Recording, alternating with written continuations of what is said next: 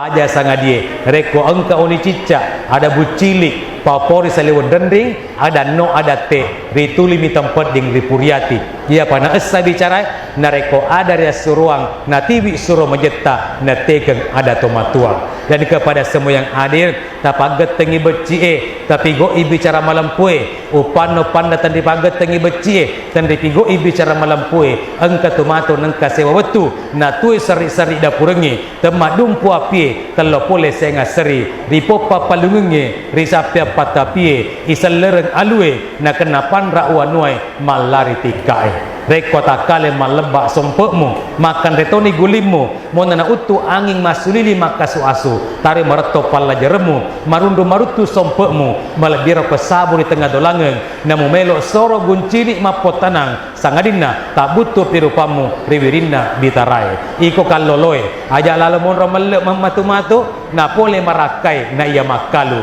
iko anak darai aja lalu monro mancaji belo-belo bilik tenai takallolo engka ko mancaji bunga putih matong rosalo temu masale lolang iya pak mu masale lolang menrepi pak baju bolongnya.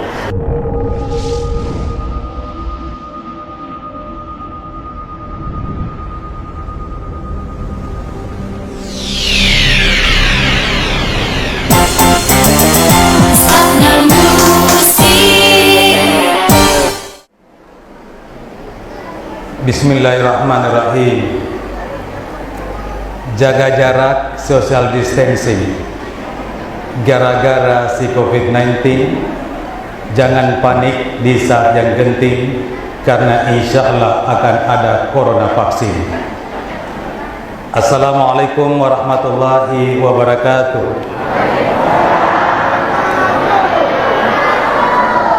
Tabe sekali lagi. Assalamualaikum warahmatullahi wabarakatuh.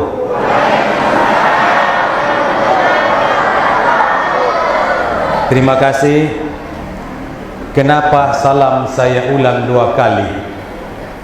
Karena sesungguhnya salam itu ada beberapa macam. Yang pertama ada salam yang wajib dijawab.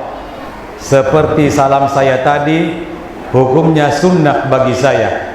Tetapi bagi yang mendengarkan wajib untuk menjawabnya. Tetapi wajibnya hanya fardu kifayah. Artinya ketika seorang sudah menjawab, maka gugurlah kewajiban yang lainnya. Kenapa saya ulang? Supaya lebih semarak acara kita pada malam ini. Yang kedua, ada juga salam yang haram dijawab. Yang mana salam yang haram dijawab? Tentunya salamnya seorang imam, pemimpin salat berjamaah ketika akan mengakhiri salatnya. Di pajak tupu imam, komelo ni pajak masam pajang mesti mabarasalam mana. Tetapi upan mabarasalam ipu imam diolo, namateto seki imam muna dimunri maka waalaikumsalam. Tentu batal salatnya karena menambah bacaan sebelum salam. Yang ketiga lain lagi. Ada juga salam yang sama sekali kita tidak pernah menunggu ada orang yang menjawabnya. Kapan itu? Ternyata salam kita ketika ziarah kubur. Karena kalau kita ziarah kubur, disyariatkan mengucapkan salam. Contoh, Assalamualaikum ya lal kubur. Maka namo di kota Pemetei. Waalaikumsalam. Kira-kira ada jemuki masyarakat kubur? Tentu tidak. Namo Pak Ustadz lari ke Medeh, karena di sana pasti ada uka-uka.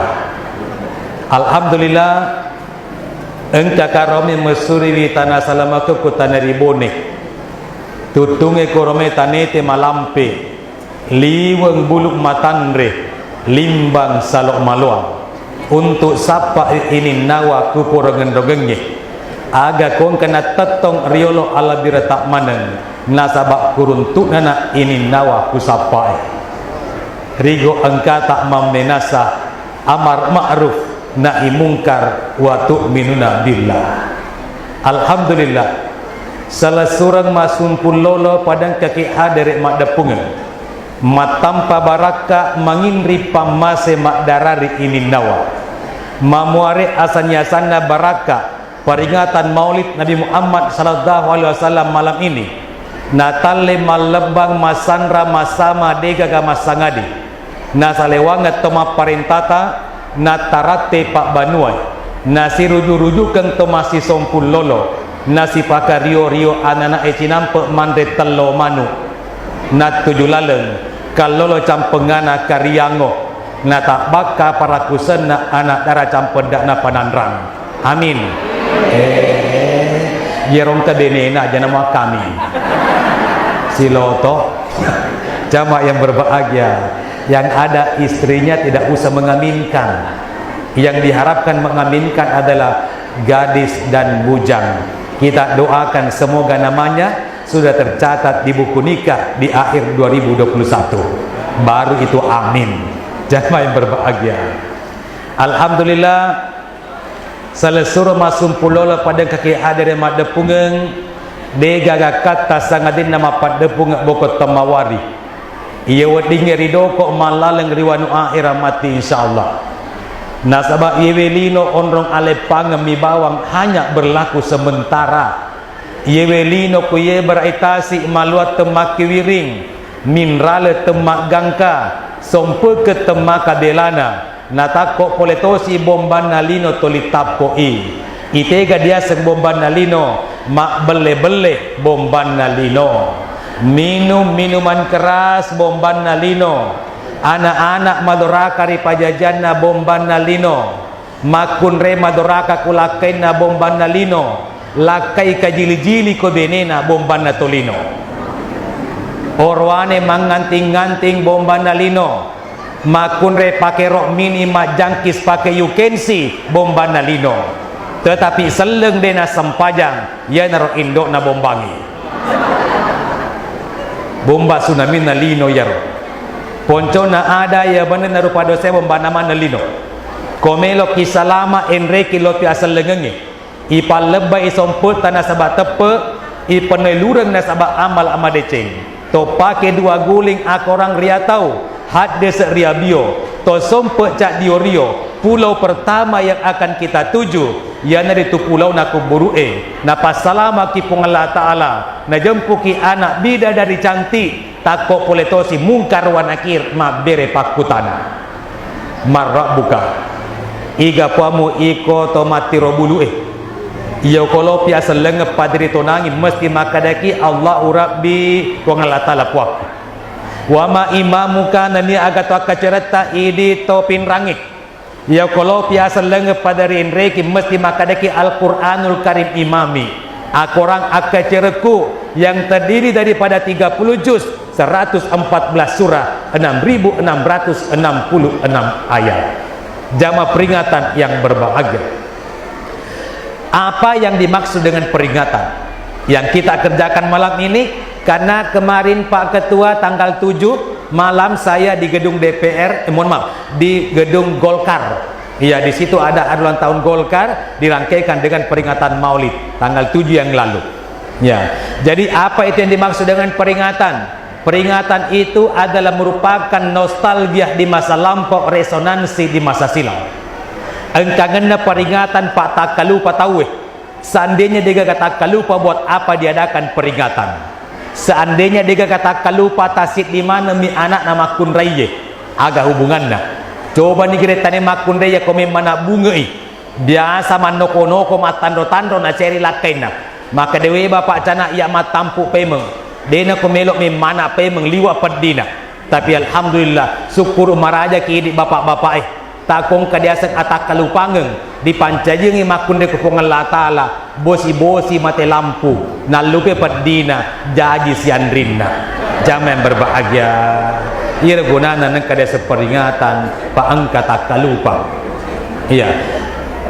Magelo ya ko orane jo kamamaulu, tapi lebih afdal lagi kalau perempuan yang menghadiri acara peringatan Maulid. Kenapa? Perempuan itu harus bersyukur lebih banyak daripada perempuan laki-laki atas kelahiran Nabi Muhammad SAW sebagai pendobrak etika dan peradaban. Di zaman jahiliyah dulu, napusiri arae nareko engka anak najaji jenis kelaminnya perempuan. Makanya riola sebelum engke nabita sebagai pendobrak etika dan peradaban dan akhlak maka engkau makun rejaji dari rahim seorang ibu mataru di lemek tua-tua makun reye.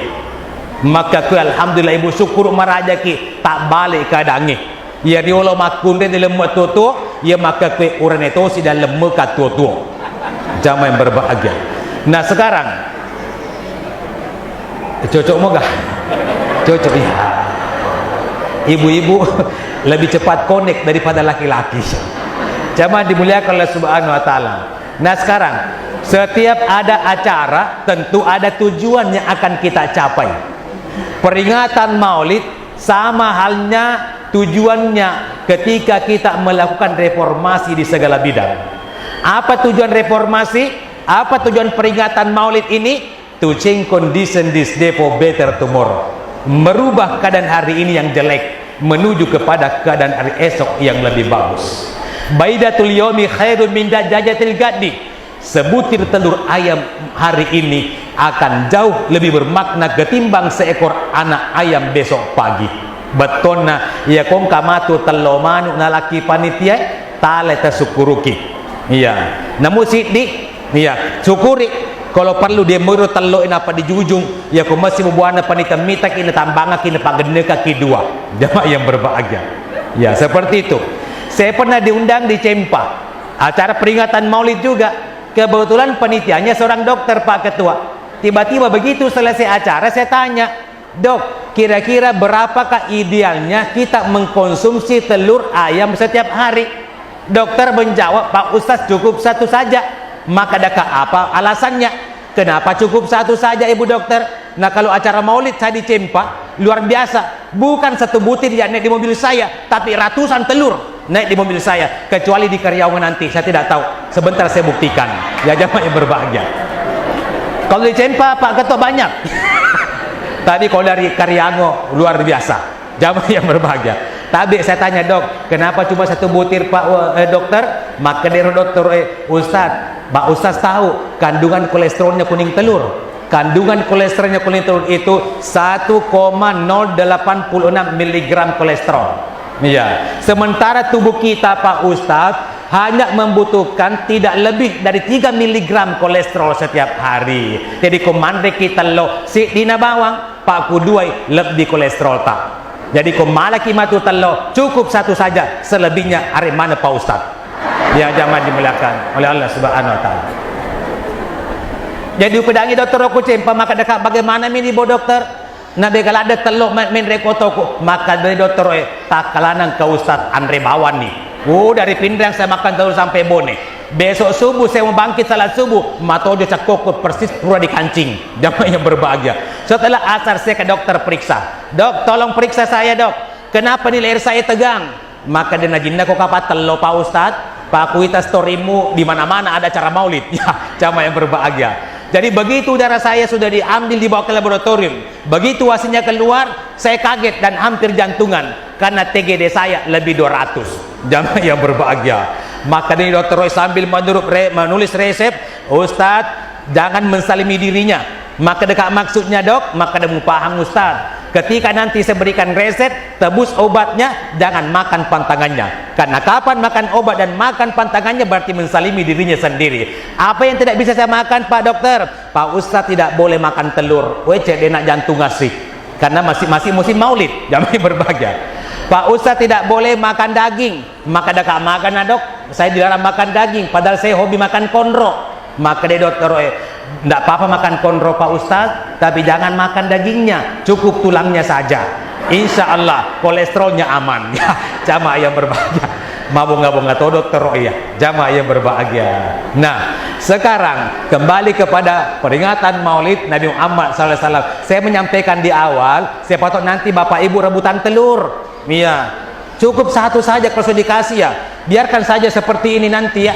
Nanti panitia yang bagi-bagikan. Nah ini yang naik ke mobilnya Pak Ustadz Ubaidillah. Yang nomor 1 naik ke mobilnya Pak Ustadz Mapatoba. Nah jamaah yang berbahagia.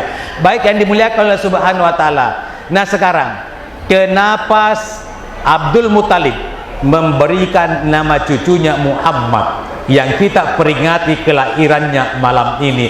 Tidak serta-merta Abdul Muttalib memberikan nama cucunya Muhammad, tentu ada kisah yang mengawalinya.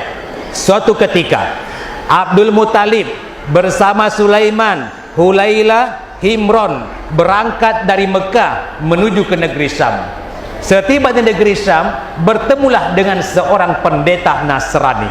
Pendeta Nasrani bertanya kepada 4 orang ini, "Min aina antum?" Kalian dari mana? Mati Abdul Muttalib sebagai ketua rombongan, "Kami berasal dari Mekah." Spontan pendeta itu menjelaskan dan membuat statement, "Saya meyakini, saya yakin-yakinnya, karena saya mempercayai kitab saya, di negerimu nanti itu Mekah akan lahir bayi laki-laki dan akan menjadi nabi dan dilantik menjadi rasul yang terakhir dan akan bernama Muhammad." Heran Abdul Muttalib, bagaimana caranya kamu bisa tahu ada nama Muhammad? Sementara pada saat itu Abdul Muttalib sendiri tidak mengenal nama itu. Berarti kalau Abdul Muttalib tidak mengenal nama itu, berarti nama Muhammad belum pernah disandangkan kepada diri seseorang. Nah, maka dari pendeta, saya meyakini kitab saya, kitab Injil kuno Barnabas bab 39. Di sana termaktub, "Wahai Tuhan yang kudus, tiada Tuhan selain Allah dan Muhammad adalah utusannya." Dari situ saya meyakini nanti akan lahir nabi terakhir, rasul terakhir bernama Muhammad, utusan dari Allah Subhanahu wa taala. Maka pendeta itu menjelaskan, bahkan itu kitab Injil itu sekarang ada di Ankara, Turki. Ditulis tangan menggunakan tinta emas, menggunakan bahasa Aramik yang dipercaya oleh para ahli itulah bahasa sehari-hari yang dipergunakan oleh Nabi Isa bersama kaumnya. Mak janji Abdul Muttalib, maka dakul li suka matu pole sam ke Mekah, ya kong kami meng anakku atau apa ku urane melo kak maringi aseng Muhammad. Sekembali dari Syam, tiba di Mekah, ternyata yang pertama-tama mendapatkan keturunan laki-laki adalah Abdul Muttalib.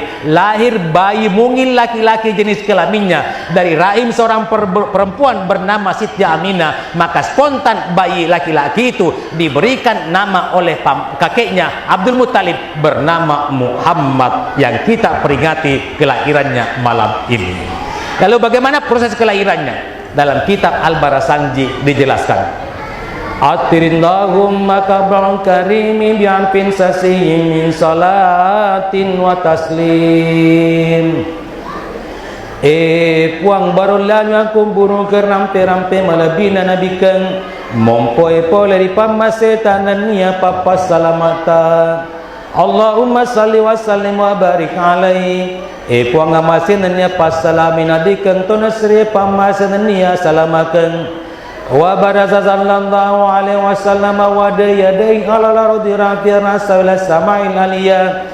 Agan jajan tu Nabi sallallahu alaihi wasallam rigo engka nama tulekeng wi 25 narita perewe napaco ngayulun namen dari langi mumiam bizalika rafila sudadihi wa ula sekira-kira mapai sengaya apa ngulungan dan niatan denganna wa musiran ya dipatikon dari ala sa'iril bariyah andrengi matunju ilori along ilong inna pangkana na diwawiya mananna anu dipancaji deto gamatindro. Alhamdulillah peta desa ya jamaah salih sudah tenang barakah Nabi Muhammad sallallahu alaihi wasallam. Wa anna labibul ladzi sunati ba'u wa sajaya. Naka nama jepurna tu Nabi sallallahu alaihi wasallam angkat turipo jema kesing si panca jingenna endrengi ampe kedona wada'atum Abdul Muttalib wa yatubu biati kalbaniya agana suruna inanna berita yang ini naria sanga Abdul Muttalib rigo angka nama tengah matawa perigulilin nakabai fa aqbala muzra wa nadara ilai wa balagat min asururi muna agana law nama peri-peri bolana amin ami tapona na pole nirituna sabasokinina wanna pominasai wadal kabatal garra wa kame adumi hunusinia agana kokon nirito pona na putama ililalana kaba malabiem natatonam nelo doang nasabaknia ammesangang wa yaskurullahu ta'ala ala mamman nabi alaihi wa ata agana sukuna ni pong Allah ta'ala koramaya madan na papenya mapurari werengengi wa ulida sallallahu alaihi wasallam nasifa matuna maktu sarriyati badil qudratil ilahiyah agan dari jantu Nabi sallallahu alaihi wasallam rigo engka nama pacing pura sunnah pura ratuk bala posi dan nasabah ila ulena pong Allah taala taiban daina makulatan bikuli inayati aina pura dibawa wangi pura minyaki pura cilaki dua mata nasabah cilla patuluk puang wakilatan ujadu bada sabilayalin sawiya engka to maka dari sunnah ini nena dari munti genek nana pitum penni wa aulama wa at'ama wa sama Muhammadan wa akrama maswa agana baca doa ngandinnya nato dangatoni andang inaware toni asa Muhammad kue topan napa kala bitoni ondrong ondrona letuk ni wa barasa jangan berbahagia. Selanjutnya adalah wadahara wa ardaah, tetapi nanti Ibu Imam yang lanjutkan. Iya, karena kalau saya mau teruskan insya Allah sampai pukul 11 tidak selesai-selesai ini. Jamaah yang berbahagia. Baik Bapak Ibu yang berbahagia, ketika Nabi Muhammad lahir, apa yang dilakukan oleh kakeknya terhadap cucunya? Yang pertama dalam kitab Al-Barasanji wa aulama ya baca doa ngengi. Yang kedua wa at'ama ya tuanangeng. Yang ketiga wasamahu diberikan nama Muhammad. Akikah hukumnya sunnah muakkad, limit menuju wajib, hampir diwajibkan bagi mereka yang mampu dan punya kesempatan. Pak Ustadz, berapa hari setelah lahirnya anak kita di akikah Pak Ustadz? Ulama berpendapat 7 hari pasca kelahiran anak itu sudah bisa di akikah. Pak Ustadz, bagaimana kalau belum cukup dana aku Pak Ustadz? Hari ke-14-nya. Ustadz, bagaimana belum cukup dana aku hari ke-14? Hari ke-21-nya. Pak Ustadz, bagaimana belum cukup dana saya hari ke-21? Tidak usah lagi lihat kalender. Berarti bisa dilakukan seumur hidup. Jamaah yang berbahagia, karena yang ada akikah kehidupan, tidak ada istilah akikah kematian. Jadi seumur hidup akikah bisa dilakukan. Jadi namo lato-lato kita, namo nenek-nenek ki ibu, nareko depa napura ki biasa di akikah waktu tu anak-anak, ya ko jaji matu apota ko subui, baja asama bawa ni di akikah. Tapi iko lato si banene aja to semelok mende di sompo-sompo di ayun. Dakilong atau agak marhaban tidak perlu madada amai gigi palsuta. Nah jamaah yang berbahagia, rukun kedua apa ya? Rukun pertama Pak Ustadz, ketika bayi tak laki-laki 2 ekor kambing, ketika perempuan bayinya 1 ekor kambing. Ustadz, usia kambing berapa? Minimal usia kambing yang dipakai akikah 1 tahun. Di bawah 1 tahun tunda dulu, nanti kambingnya cukup usia 1 tahun. Ustadz, bolehkah dipergunakan kambing betina untuk akikah? Boleh saja. Yang penting yakin kambing betina yang dipergunakan untuk akikah tidak dalam keadaan bunting. Makanya lebih afdal kalau jantan yang kita pergunakan, karena sependek pengetahuan saya di Bone belum pernah saya dapatkan kambing jantan matampu.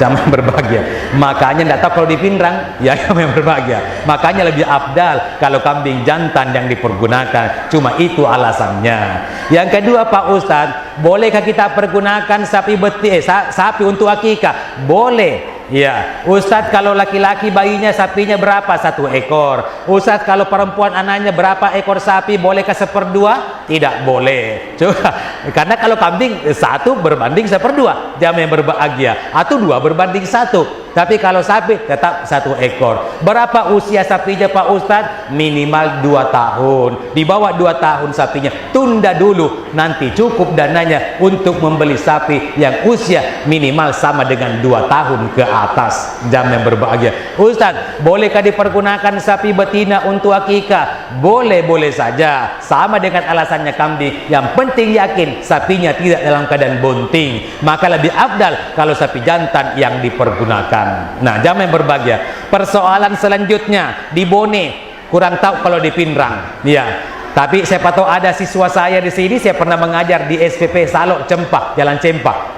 Selama 2 tahun, jam yang berbahagia. Jadi kalau ada nanti siswa saya, tolong dicolek saya atau japri saya. Ya jam yang berbahagia. Baik Bapak Ibu yang berbahagia, di Bone terkadang kalau melo imak gere manu tawe masih ada yang salah kaprah melok nagere manue de nagere ko de na jenne ki jolo de nagere bembe ko de na jenne ki jolo. Padahal jenne itu adalah bahasa Makassar. Buka sejarah. Pertama masuknya agama Islam di Pulau Sulawesi adalah di daerah Makassar. Kebetulan orang Makassar yang pegang ayamnya. Orang Makassar juga yang akan sembeli ayamnya. Tiba-tiba ayam itu lepas. Lepo imanue, dilelungi macene manue. Kalau ayam diburu sembarana puja. Melak ni bungkam, melak ni tanah cemut. Begitu poso manue, marota ilalena manue, mangkasa tikengi, imanna mangkasato. Dena melogere ko marota manue, na pidangi roma keteningi manue, jeneki. Kumangkasa makada jenneki bicara ugina bisai. Tetapi to penrang to boneng ning kalingai maka do manue kumelo igere ijenneki jolo. Mulemu patalimomo manue. Iya kok tidak bisa. Ajabannya dia kada jenneki kada bawa ni bisai. Kan itu adalah bahasa Makassar. Jamaah yang berbahagia. Suatu ketika di Bone ada tetangga saya ingin melok di gereran Nyaranna. Begitu kuda itu ditarik, saya jalan di belakang kuda itu. Tiba-tiba ada tamunya seorang perempuan duduk di teras, gora-gora. Aja sana musuruh Pak Ima gere nyerangi, kudena pura na jenneki jolo. Saya dengar terpaksa ukabing-kabing ibu-ibu, tabe ibu ikutona lo ke jenneki nyaramu. Paya dehaga patujuk ke jenneki nyerangi. Paya patuna sa jenneki nyerang ko dibisi ajena. Coba-coba nih kira makataning ajena nyerangi. Napa bisai, napa tanah kindang lolong imam. Jamaah yang berbahagia. Jadi makanya agama tidak bertentangan dengan akal sehat manusia. Makanya di metode jenneki tetapi dibisai. Acara kedua, rukun kedua adalah tahallul, digoncingi gemek na ananai. Mohon maaf, saya pakai istilah gemek tapi saya yakin orang Pindrang paham apa yang saya maksud dengan gemek. Tentunya adalah rambut. Jamaah yang berbahagia. Nah tabe, begitu rambut digunting, Pak Imam berdoa, a'udzu bikalimatillahi tamma min kulli syaitanin wa amma wa inin lamma, diguntinglah itu rambut bayi yang akan diakikah. Doanya ada 3. Aku berlindung kepadamu ya Allah terhadap anak ini dari 3 gangguan. Yang pertama godaan setan, yang kedua gigitan makhluk yang berbisa, yang ketiga pakita matarengi sarekwa mengiajak nan resuppa-suppa. Digunci ni gemen anak-anak. Tetapi tolong saran saya, jangan dimasukkan ke dalam buah kelapa yang sudah dilubangi. Nah tabe, karena rata-rata baik di Pindrang maupun di Bone, ketika rambut itu digunting, rambut bayi yang diakikah dimasukkan ke dalam buah kelapa yang sudah dilubangi. Padahal buah kelapa itu keberadaannya sebagai orang bersuku Bugis Makassar hanya sebagai senuangeng, bahasa Arabnya tapaul, harapan-harapan akan kebaikan. Diharapkan ya anak-anak yang diakikah napusipa imatu sifat nakalukue. Bagaimana itu sifatnya kelapa dari akar sampai pucuk bermanfaat. Sedangkan galongkong buana lupai buana mak denei pandai jari mesti make guna. Begitulah tapaulnya harapan kita keberadaan buah kelapa supaya na pusipa sifat na kalukue na ajak na pusipa sifat na pakempe na kalukue. Jamaah yang berbahagia. Nah sekarang setelah rambut itu digunting diapakan lagi Pak Ustadz? Ketika dananya sudah cukup, bawalah rambut itu ke toko emas. Minta tolong kepada penjual emas. Ustadz, Pak Haji tolong timbangkan ini rambut. Kata Pak Ustadz Patoba ceramah di Karyango, katanya itu rambut tidak dibuang begitu saja, tapi disetimbangkan dengan emas. Setelah disetimbangkan dengan emas, tanyalah penjual emas, berapa gram rambut cucu saya yang diakikah itu tadi? Berapa gram rambutnya?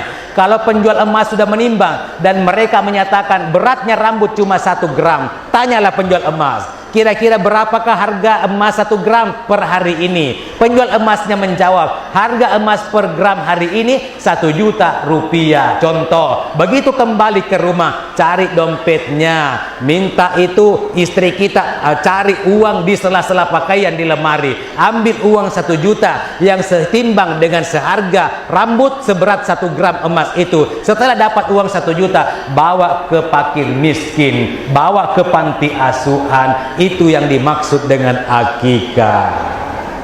Kalau tidak begitu, ulangi mana ngipaimo? Ya pamatu baca barasanji.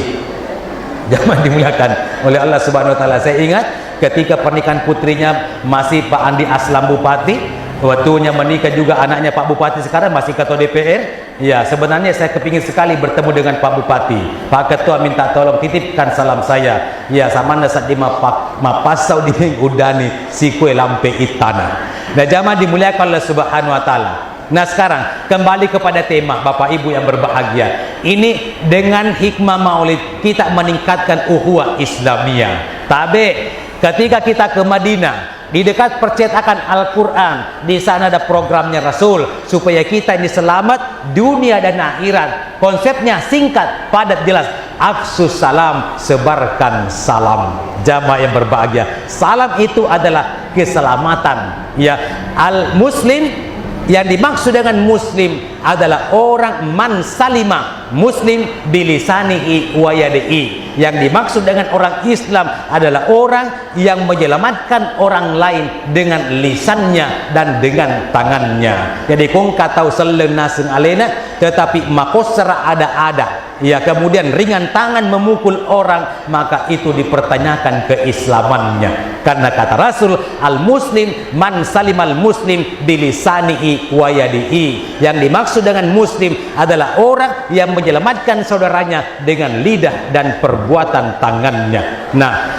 lalu turunlah sebuah hadis dan sabdanya Rasul menyatakan, hakul muslim alal muslim situn. Haknya orang muslim kepada muslim yang lainnya ada 6. Yang pertama, idza laqitahu fasallim alai. Nareko siruntu kepadamu berselengi. Jamaah yang berbahagia, bagaimana kaidahnya, bagaimana tata keramanya ketika kita mau bertamu ke rumah orang? Semua dicontohkan, ada teladan dari Rasulullah SAW. Bahkan ada termaktub di dalam Al-Quran, hal ataka hadis Sudaifi Ibrahim al-Mukramin. Tahukah kalian ketika Nabi Ibrahim kedatangan tamu di tengah malam, apa yang dilakukan tamu dan Nabi Ibrahim? Isdahalu alaihi qalu salama. Ketika tamunya akan masuk ke rumah, knock the door 3 times, ketuk pintu 3 kali sembari mengucapkan salama, ucapkan salam. Lalu Nabi Ibrahim menjawab, qala salamun. Nabi Ibrahim menjawab salamnya. Sebelum dipersilakan masuk, tabe, ketuk dulu pintu 3 kali, ucapkan salam, ista'sana salasan, kata Rasul, minta izin 3 kali. Ketika belum diizinkan, kalau tidak ada jawaban dari dalam, berarti kita tidak dipersilakan masuk. Lanjutan hadis itu adalah fal yarji li sunnah qobolamu. Jamaah yang berbahagia, Bapak Ibu, ketika ada kepentingannya di rumahnya Pak Kejaksaan, di rumahnya Pak Ketua DPR, cukup ketuk pintunya 3 kali. Jamaah yang berbahagia, ucapkan salam. Tapi ketika tidak ada jawaban, kembalilah kamu ke Karyango. Besok lagi baru datang ke rumahnya Pak Ketua. Jamaah yang berbahagia, itu ada aturannya di dalam agama. Jamaah yang berbahagia, sebelum dipersilakan tamunya masuk, ketika tuan rumah sudah mengesahkan coming please, silahkan masuk, maka baru kita masuk. Ini anjuran dan tuntunan Rasulullah SAW. Sebelum kita dipersilakan duduk, jangan duduk. Sebelum dipersilakan mencicipi minuman dan makanan yang ada di atas meja, jangan coba-coba, karena itu adalah halal tetapi tidak thayyib. Yang diharapkan adalah halalan thayyibah, halala nama barakah. Jamaah yang berbahagia. Nah, selanjutnya, iza pertama kata Rasul, haknya muslim satu ke muslim yang lainnya. Iza laqitau fasallim alaih, ucapkan salam. Yang kedua, iza da'aka fa'ajibhu, jika kamu diundang maka penuhilah undangan itu. Kata Rasul, man lam yaskurin nas lam yaskurillah. Saya diundang oleh ketua panitia hadir di masjid ini, saya mengucapkan banyak terima kasih. Karena kata Rasul, barang siapa yang tidak pandai berterima kasih kepada semanusia, maka belum dianggap bersyukur kepada Allah Subhanahu wa taala. Maka saya ucapkan sekali lagi terima kasih kepada panitia yang sudah mengundang saya untuk hadir di sini. Haknya panitia mengundang saya, kewajiban saya untuk hadir. Ini anjuran Rasul, isa da'aka fa'ajibhu, jika kamu diundang penuhilah undangan itu. Jamaah yang berbahagia. Yang ketiga, isastan sahaka fansahlahu, jika kamu diminta memberikan nasihat, berikan nasihat kepada mereka yang membutuhkan. Yang keempat, iza marida fadu'u faudhu, nareko malasawi celengiwi. Nah, jamaah yang berbahagia, ketika ada saudara kita sakit, maka jenguk. Untuk apa kita menjenguk? Doakan supaya segera penyakitnya diangkat oleh Allah Subhanahu wa taala, dan pembelajaran bagi kita. Ini orang ada selang impuls masuk ke dalam tubuhnya. Boleh jadi dia mau pergi salat subuh berjamaah, tapi terhalang oleh adanya selang-selang impuls masuk ke dalam tubuhnya. Maka peringatan bagi kita yang sehat, mumpung belum tertimpa musibah yang bernama penyakit, maka ringankan langkah kaki menuju ke masjid untuk salat berjamaah. Khususnya bagi laki-laki, tidak ada alasan sebenarnya untuk tidak berjamaah fardu di masjid. Jamaah berbahagia, seorang sahabat Rasul bernama Abdullah bin Ummi Maktum, seorang yang buta, begitu tahu Rasul ada di dekatnya, Nabi dangi, Nabi tanya Rasul, katanya ada anjuran untuk salat berjamaah fardu di masjid. Apa kata Rasul? Betul, ada anjuran saya. Maka dia Abdullah bin Ummi Maktum, bagaimana dengan kondisi saya ya Rasul? Saya adalah orang yang buta, sudah tua, tidak ada yang bisa menuntun saya ke masjid. Maka dia Nabi tak, kamu dengarkah suara azan diperdengarkan dari masjid? Apa kata Abdullah? Madeceng weng kalingana, karena saya tidak tuli, tapi saya cuma buta saja. Maka dia Nabi tak, ya kau mengkalingi asam menapak bangi suara azan kamu dengar, berarti kamu tahu di mana posisi masjid itu berada, sehingga tidak ada alasan bagimu untuk tidak salat berjamaah fardu di masjid. Jamaah yang berbahagia.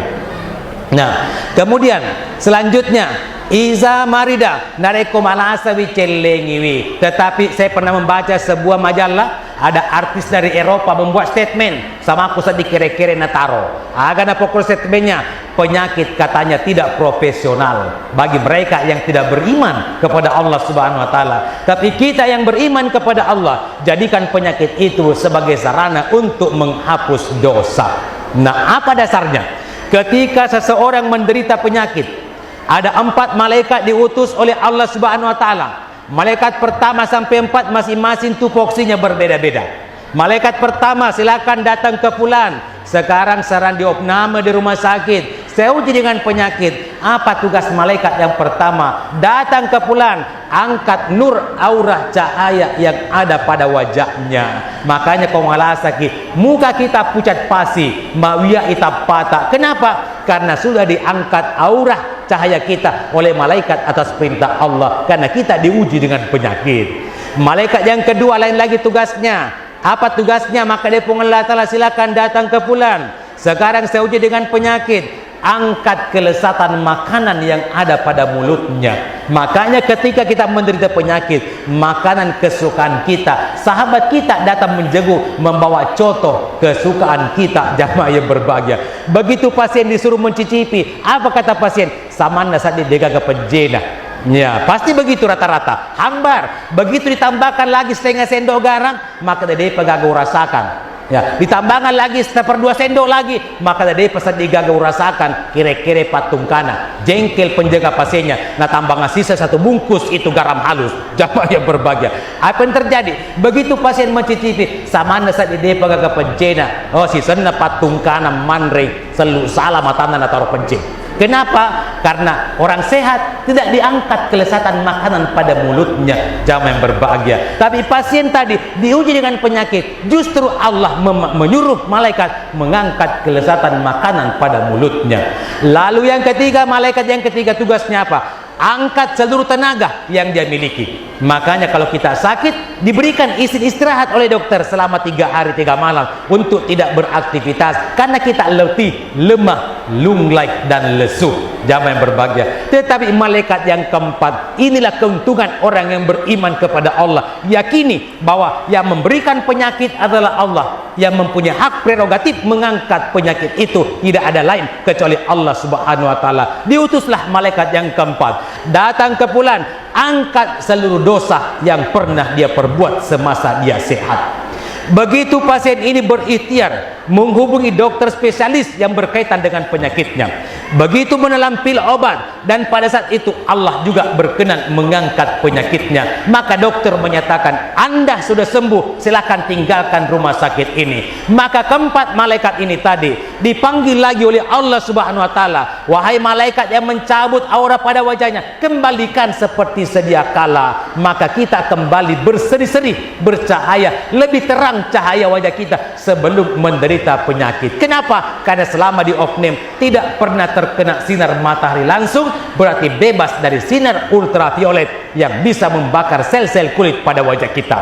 Wahai malaikatku yang kedua, silakan kembalikan kelezatan makanan yang kau cabut dari mulutnya. Maka jangan heran Bapak Ibu, kalau ketika kita keluar dari rumah sakit di opname 2 minggu atau 3 minggu pada malas segitu mandre. Jadi kongka keluarga baru-baru dipesup oleh rumah sakit, jangan coba-coba mampir di penjual coto. Pak Nande tonga tu telu mangkok pitu ketupat. Kenapa? Di samping kelezatan makanan sudah dikembalikan, yang kedua sudah mau balas dendam. Jangan yang berbahagia.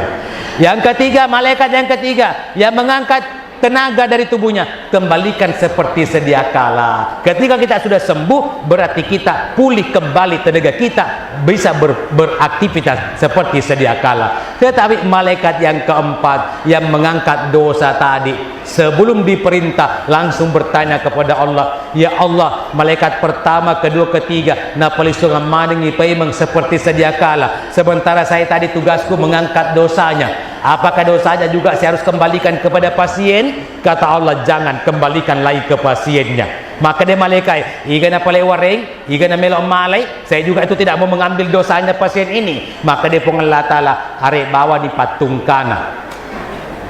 Kenapa penjaga pasiennya harus dikasih? Karena dia merawat istri ataupun suaminya tidak dalam keadaan ikhlas. Jamaah yang berbahagia, hati-hati kalau menjaga pasien. Kalau pasiennya dosanya hilang, diangkat, penyakitnya sembuh. Tapi kalau penjaga pasiennya tidak ikhlas, boleh jadi dosanya bertambah, kolesterolnya meningkat. Kenapa? Karena semua si kaporo alina mana mandre, semua contoh penjaga mana mandre ya, jadi TGD-nya kolesterolnya meningkat, dosanya bertambah. Jamaah yang berbahagia. Nah, apalagi hak kita selanjutnya kepada muslim yang lain. Iza mata pattaba'u, ketika meninggal antar sampai ke liang lahatnya. Jamaah yang berbahagia. Begitu pasien sampai ke liang lahat, apa aturannya? Pertama, tuntunan Rasul, baringkan mayat di atas lambung kanan, dipatiti tomatewe atau nanatanre. Aturan yang kedua, usahakan wajahnya menghadap ke kiblat, ya kuipatiti tawe atau nanatanre, dan wajah menghadap ke kiblat, maka no choice, tak ada pilihan yang lain. Pasti posisi kepala di sebelah utara dan kaki di sebelah selatan. Aturan yang ketiga, usahakan pipi kanannya bersentuhan dengan tanah, maka kain tali pocong yang ada di atas kepala kita buka, singkapkan kapan penutup wajahnya, lalu minta bongkar tanah kepada orang yang berdiri di atas, masukkan ke bawah pipi kanannya. Maka 3 anjuran Rasul kita lakukan semuanya. Setelah itu jenazah ditimbun, diinjak, disiram dengan air. Tujuannya satu, untuk merekatkan partikel-partikel tanah yang tadinya menyatu antara satu dengan yang lainnya, tapi setelah pembongkaran akan muncul aerasi. Kalau ada aerasi berarti ada celah-celah. Kalau ada celah, oksigen bebas keluar masuk. Ketika jenazah menjadi bangkai di bawah, maka angin yang bebas keluar masuk akan membawa aroma yang tidak sedap kepada orang yang ada di sekitarnya. Itu tujuan pemakaman. Jamaah yang berbahagia. Selanjutnya adalah pembacaan talqin. 2 versi. Terjadi perdebatan di sosial media. Jamaah yang berbahagia. Ada diskusi hangat di grup-grup WA. Jamaah yang berbahagia. Ada yang mengatakan tidak boleh baca talqin, ada yang mengatakan silakan baca talqin. Ternyata begitu kita buka-buka kitabnya, ada 2 pendapat dan semua punya dasar. Dasar yang tidak membaca talqin, rukun penyelenggaraan jenazah hanya 4 saja.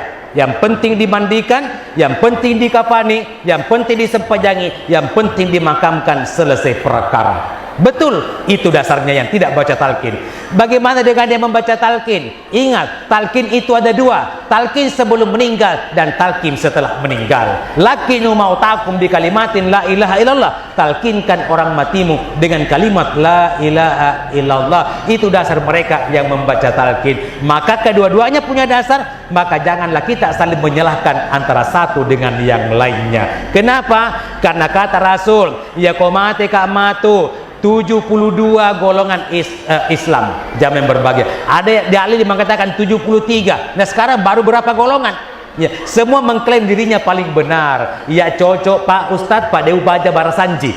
Saya cocok Pak Ustadz karena saya tidak membaca-baca di rumah. Ya, saya tidak secara kubur. Ya, itu karena cocok nasal lemana KTP tak. Damai yang berbahagia. Jadi, assalam yang dimaksud dengan Islam adalah yang mengikuti Al-Quran sebagai pedoman dan petunjuknya. Kita mau agak sena golonganna, loi matanre gamisnya, moi matoro gamisnya, malampe janggokna, pada Pak Ustadz Ubaidillah. Saya juga tidak punya jenggot, dia panjang jenggotnya. Yang penting aku mau dia kacuri. Insya Allah seruntuh mana kimatuk ku surga pamasina pung Allah Ta'ala. Amin. Sehingga saya sarankan saudara-saudara saya, mulai detik ini, melalui mimbar ini, kita tidak perlu lagi mencari-cari kesalahan golongan orang lain. Yang perlu kita satukan adalah persamaan dari tiap golongan untuk bersatu padu membangun agama, bangsa dan negara yang kita cintai ini, NKRI harga mati. Jamaah dimuliakan oleh Allah Subhanahu wa Ta'ala. Nah, selanjutnya Bapak Ibu yang berbahagia, yang selanjutnya ketika dia bersin, maka ketika orang bersin itu memuji Allah, maka doakanlah yarhamukallah. Kemudian yang bersin tadi itu, yang setelah didoakan, doakan mereka yang mendoakan kamu, yahdikumullah. Begitulah yang dimaksud dengan uhuwah Islamiyah. Jamaah yang berbahagia, sekarang teladannya Rasul, ya, ahlaknya Rasul, minimal ada beberapa saja yang ingin saya sampaikan. Karena kalau saya melihat jam ini kurang 15 menit dari 60 menit. Nah, jamaah yang berbahagia, nah sekarang ada etikanya. Ceramah itu tidak boleh lebih daripada 40 menit. Jamaah yang berbahagia. Nah, sebab mereka niwita mengkelinga ceramahku seperti ini modelnya, mengangguk kepalanya. Kopura si mengangguk kepalanya, tak tetek siruna kutiangi. Jamaah yang berbahagia, berarti itu orang sudah mengantuk, Pak Ketua. Kemudian menurut guru saya almarhum Andre Gurta Yunus Maratan, besok lusana ketika kamu sudah dewasa juga, ilmumu biarpun sedikit, ketika dimanfaatkan oleh orang, janganlah menjadi ulama air pam. Jamaah yang berbahagia. Kenapa? Karena kata beliau, ulama itu ada 3 macam. Ada dimaksud dengan ulama air hujan, kemudian yang kedua adalah ada ulama mata air, dan yang ketiga adalah ulama air pam. Yang mana itu ulama air hujan? Yang dimaksud dengan ulama air hujan adalah tak memilih apakah rumput yang pendek, apakah pohon yang masih berbunga atau yang sudah berbuah lebat, semua kena siraman airnya. Jamaah yang berbahagia. Lalu bagaimana dengan ulama mata air? Ulama itu tidak ke Pinrang, ulama itu tidak kemana-mana, tetapi yang membutuhkan ilmunya yang mendatangi beliau. Lalu bagaimana dengan ulama air pam? Ulama air pam itu air tidak mengalir ke rumahmu apabila tidak lunas. Jangan dimuliakan oleh Allah Subhanahu wa Ta'ala. Makanya begitu panitia menghubungi saya, Ustadz berapa ininya Pak Ustadz, kada ke apanya lagi. Nah, jadwalnya sudah jelas, maka dia anunna Ustadz, kada ke aganna. Jangan yang berbahagia, maka dia anunna Ustadz, bela-belanya Ustadz. Saya bilang ini Ustadz Mapatoba, bukan Ustadz yang lain. Saya teringat ketika diundang oleh Wali Kota Samarinda, acara halal bihalal di GOR Gedung Olahraga Samarinda. Jamaah yang berbahagia. Nah, apa yang terjadi? Begitu saya diundang, Ustadz berapa kapan waktunya Pak Ustadz? Saya buka jadwal. Oke, tanggal sekian bulan ini jam sekian. Ustadz siapa yang booking tiket? Panitia atau Pak Ustadz? Saya bilang nanti saya booking tiket. Karena kalau panitia yang booking tiket, nah taruh ke atas minggu. Jamaah yang berbahagia. Ya, Melo 5 Tulisu ada acara di Sulawesi, dia penuh di Kimede karena tiketnya 1 minggu ke depan. Jamaah yang berbahagia. Oke, deal Pak Ustadz. Pak Ustadz yang booking tiket. Pak Ustadz anuna pinase Pak Ustadz kada kaagan napi, maka de anunya Ustadz isi amplopnya Pak Ustadz. Saya bilang, saya tidak butuh amplop, yang penting isinya. Meningkat oleh Allah Subhanahu wa Ta'ala. Ustadz berapa nominalnya Pak Ustadz? Berapa nominalnya? Tolong sampaikan kepada saya. Karena kalau Ustadz ini sekian, Ustadz ini sekian, Ustadz ini sekian, saya bilang itu mereka. Saya adalah Ustadz Mapatoba. Tapi alhamdulillah, begitu saya tiba di Samarinda, saya duduk berdampingan dengan Pak Wali Kota Samarinda pada saat itu. Di spanduk tertulis, selamat datang mubalik kita dari Sulawesi Selatan, Kiai muda, insinyur dan seterusnya. Pak Wali bertanya, Pak Ustadz, apa arti huruf M di samping huruf K? Saya bilang itu singkatan dari Kiai muda Pak Wali. Ia bertanya, kenapa bukan ke haji? Saya bilang, saya belum haji Pak Wali. Oh begitu. Begitu dia memberikan sambutan, itu yang pertama dibahas. Masih Kak mengaku sebagai orang yang berketurunan Bugis kalau masih ada mubalik yang belum haji. Untuk itu saya membuat pernyataan, saya akan berangkatkan Pak Ustadz Bapak Toba ke Tanah Suci dengan ONH+. Luar biasa. Jamaah yang berbahagia. Itu bukti bahwa Tuhan itu betul-betul maha adil. Jamaah yang berbahagia. Jadi makanya ketika saya diundang, saya tidak datang kalau Bapak mempertanyakan berapa tipnya, berapa isi amplopnya. Karena saya berusaha menjadi ustadz air hujan, bukan air pam. Jamaah dimuliakan oleh Allah Subhanahu wa taala. Nah, sekarang Rasulullah kakak seding, saya kehausan. Tetapi ini ahlaknya, ini airnya tidak ada. Tetapi mohon maaf, kita dilarang oleh Rasul untuk minum berdiri. Nah, ini akhlak. Minimal ini yang saya sampaikan Bapak, ini tentang teladan Rasul. Kenapa? Setelah saya kuliah di pasca sarjana di UNM Makassar, ya, jurusan prodi biologi, ya.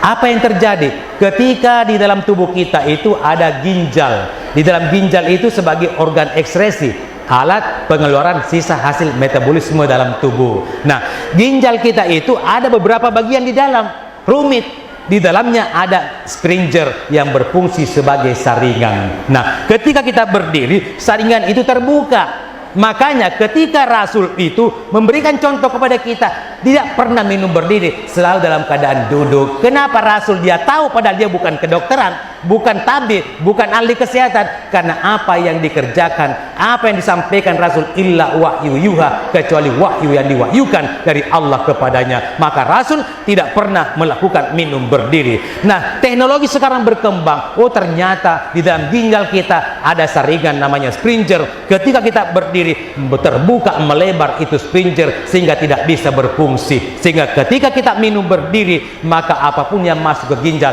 masuk begitu saja tanpa melalui proses penyaringan. Ternyata salah satu faktor pemicu terjadinya penyakit ginjal dan gagal ginjal. Jamaah yang berbahagia, jangan ada yang meminum berdiri. Yang kedua apa lagi? Kita dilarang untuk makan berdiri. Jamaah yang berbahagia, saya Pak Ketua diundang ceramah di Claro Hotel, acara hikmah pernikahan. Di Tompok Ladang itu macet. Begitu saya tiba, Puradima lagu Pak Ustadz, ya. Begitu panitia MC melihat saya, acara selanjutnya adalah hikmah pernikahan oleh Ustadz Mapatoba. Wah, pihak bawa taseku napa makatan ni Mike. Biar nama pengantin juga saya tidak tahu. Jangan berbahagia. Begitu selesai ceramah, mic saya lepaskan, saya berikan kepada MC. MC membalas. Acara selanjutnya adalah acara santap siang bersama. Diawali oleh doanya Ustadz Mapatoba. Jadi yang pertama ya repene pak ya, tuh simak baca doang. Boleh nak malah pene, lo kena malah nandre. Banyak lauk yang saya ambil. Nah, yang menjadi masalah, saya mencari kursi. Saya melihat ke depan, kanan, kiri, belakang. Tidak saya dapatkan sosok yang bernama kursi. Ada kursi saya lihat di pojok-pojok sana, ruangan sempit, tapi di atasnya tertulis VVIP, very important person, orang yang sangat-sangat penting. Kita yang tidak sangat penting, dega kadera tawata. Ya, terpaksa dengan jas dan dasi. Purka malan Andre, saya tanpa ragu dan malu, tak canggung saya, langsung duduk bersilah di pojok-pojok hotel. Jamaah yang berbahagia, coba bayangkan, semua yang melihat saya, na cawa-cawa manekah, tapi dalam hati saya, iya na biasa macaramangi, akhlaknya Rasul, kita dilarang untuk makan berdiri. Tidak lama kemudian, datang pejabat dari Sopeng, biasa saya dampingi pada saat suksesi dulu, begitu melihat saya duduk bersilah di pojok hotel, dia tidak pergi menduduki kursinya, pada ada namanya tertera di situ. Setelah mengambil nasi, dia pergi juga duduk di samping saya dalam keadaan jongkok. Saya perhatikan tadi yang tertawa dengan malu-malu, lokatoni tudah kusedena toma parentana yerogelona. Kalau pemimpin memberi contoh, tidak perlu banyak berkata-kata, action pasti diikuti oleh rakyatnya. Jamaah yang berbahagia. Nah, ada apa kalau kita makan berdiri? Ternyata kaitannya dengan biologi, akan terjadi plexus asam lambung. Asam lambung akan terdorong naik ke kerongkongan sehingga sel-sel esofagus akan mengalami iritasi. Ternyata itu pemicu terjadinya penyakit gondok dan gondok beracun. Jamaah yang berbahagia. Apalagi yang dilarang Rasul ditemukan sekarang oleh pakar kesehatan. Tabe, ibu dilarang kita kencing berdiri. Salah, bapak-bapak. Iya, saya salah tunjuk, mohon maaf ibu ya. Mohon maaf. Saya pernah diundang ceramah oleh direktur rumah sakit, ya, acara maulid juga. Pak Ustadz, kapan waktunya kosong untuk ceramah maulid di rumah sakit umum?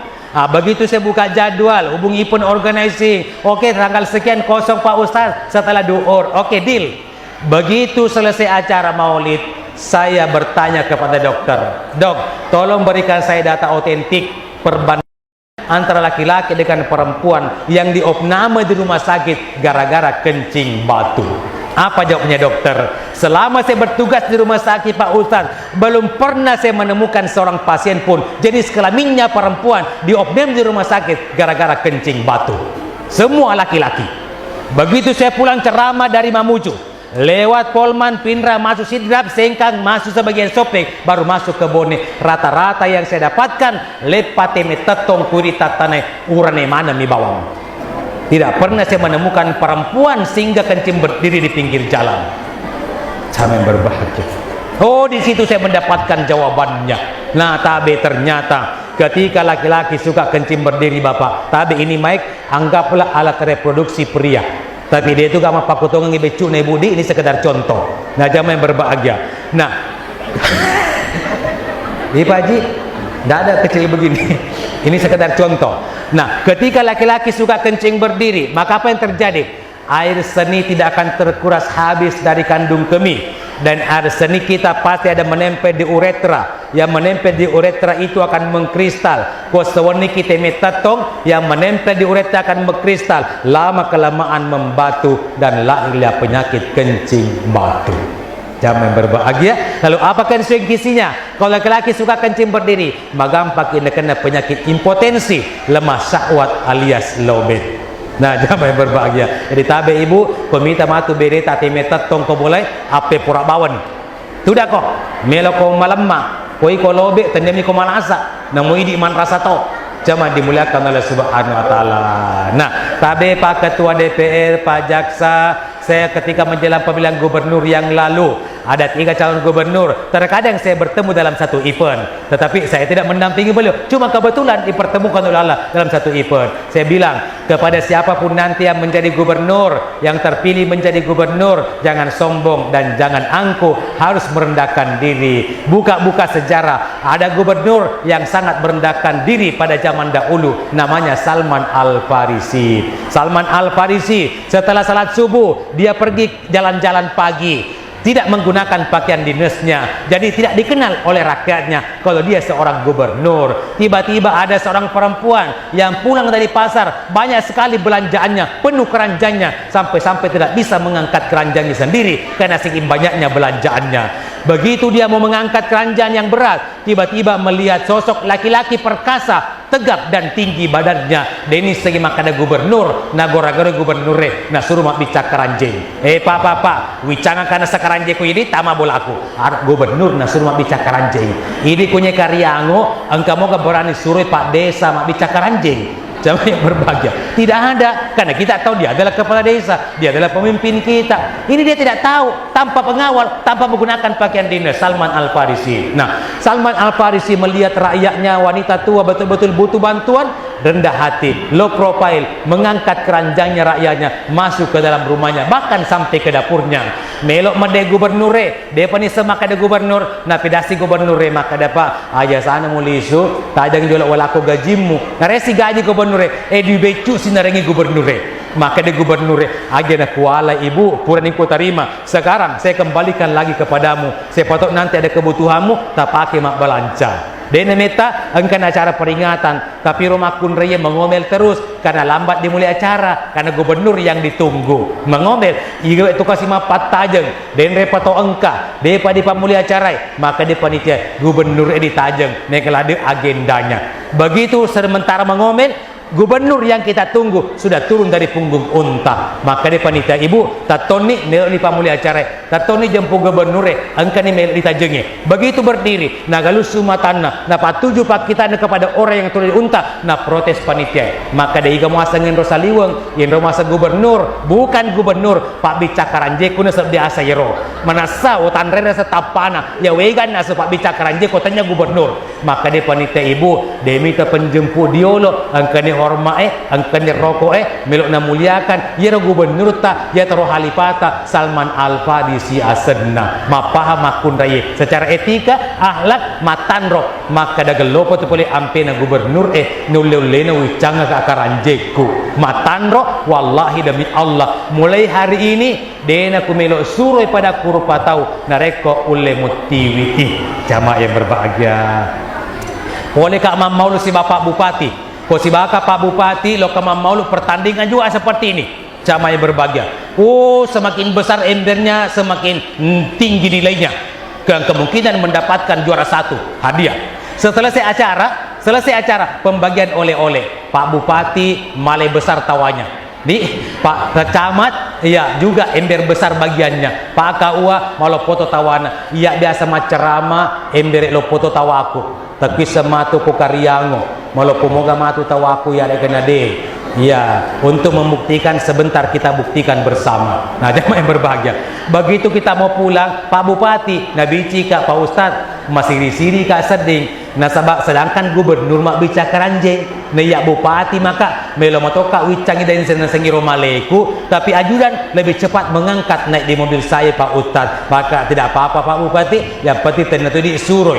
Pak Camat juga tidak mengangkat bagiannya karena ada staf kantor kecamatan Pak Kaua juga ada penyuluh agamanya datang di masjid jadi tidak ada juga dia angkat saya masuk ceramah di masjid tanpa ajudan sopirku istirahat di mobil jadi ember besar bagianku ya mato kasih wicangan yaleku jamaah yang berbahagia sampai di depan pintu lalu ke panitia Ustaz ajarna sakidi wicangi embereta ya pada sewicangaki jadi upale sok niru embere utane ni panitia maka kata bendi de memang gede kalinga cara maku dendre sedangkan gubernur mak bica karanjeng ternyata pekaranjeng ini ember biarkan saya mengangkatnya sendiri karena ini sudah milik saya maka de Ustaz mesti bebaku minta kok Pak Titi tu ngono taruh tanah Pak Ustaz ya maka deka ya mitu Titi ba ina sabak cek ini bawa moraka coba kare Pak Genai 2 wicawali Pak aja katu matu Titi jamaah yang berbahagia jadi kemecah ke matu Titi Pak Genai 2 ya jangan dimuliakan oleh Allah Subhanahu wa taala. Jadi sebagai kesimpulan Muhammad namanya, Ahmad sifatnya. Yaro Ahmad kuyuki arai persis mak gambar atau mas sempajang alepuna tatong hanar roko mimna suju dalenna tudam matahia. Jadi komelo kia ke sebagai ummah tapi go itatongnya, tapi go irrokoe, tapi go isujue, tapi go itu dam matahia. Insyaallah naga ku nabi ta sebagai ummah risali modinna pun Allah taala kepada para pemimpin-pemimpin kita di tingkat desa, kecamatan dan kabupaten baja sangadie reko angka oni cica ada bucilik papori salewo dendring ada no ada te rituli mi tempat ding ripuriati dia pana essa bicara nareko ada ria suruang natiwi suruh majetta nateken ada tomatua dan kepada semua yang hadir tapaget tengi beci tapi go bicara malam pue upano panda tandi paget tengi beci tandi pigo bicara malam pue angka tomato nangka sewa wetu natui seri-seri dapurengi temadum puapie telo pole senga seri ripopa palungenge risapia patapie isal lereng alue na kenapan ra'uanuai malari tikae rekota kale malebak sompekmu makan retoni gulimmu monana utu angin masulili makasuasu tari mereto pala jeremu marundu marutu sompekmu malebira pesabu di tengah dolangen namu melok soro guncili mapotanang sangadina tak butuh pirupamu riwirina bitarai iko kaloloe aja lalu monro melek mamatu-matu na pole marakai na iya makalu iko anak darai aja lalu monro mancaji belo-belo bilik tenai takalolo engka ko mancaji bunga putih matong rosalo temu masale lolang iya pak mu masale lolang menrepi pak baju bolongi apapun yang telah saya sampaikan malam ini jika itu ada benarnya tentunya rahmat Allah untuk kita semua namun jika ada hilaf dan salah semata-mata diakibatkan oleh kedangkalan ilmu pengetahuan yang saya miliki sebagai manusia biasa saya pribadi Abdul Hafidz Mapatoba sudah barang tentu tidak mungkin terlepas dari yang namanya kehilapan dan kesalahan. Rekwa iyak na idi si salauka timu natosyak dan pegeng nari tutuna nari sampo batu lepang nari paku jembatan nari siuk rampu sabbe nari sita silariang natak depak buganna buga dedap di atas para anak darah pasang pelita. Jika tersilap tutur bicara jemari disusun maaf dipinta. Saya tidak memanjang kalam, hendak ditulis patah sudah kalam, hendak dibaca sudah kalam. Wabillahi wassalam. Wassalamualaikum warahmatullahi wabarakatuh.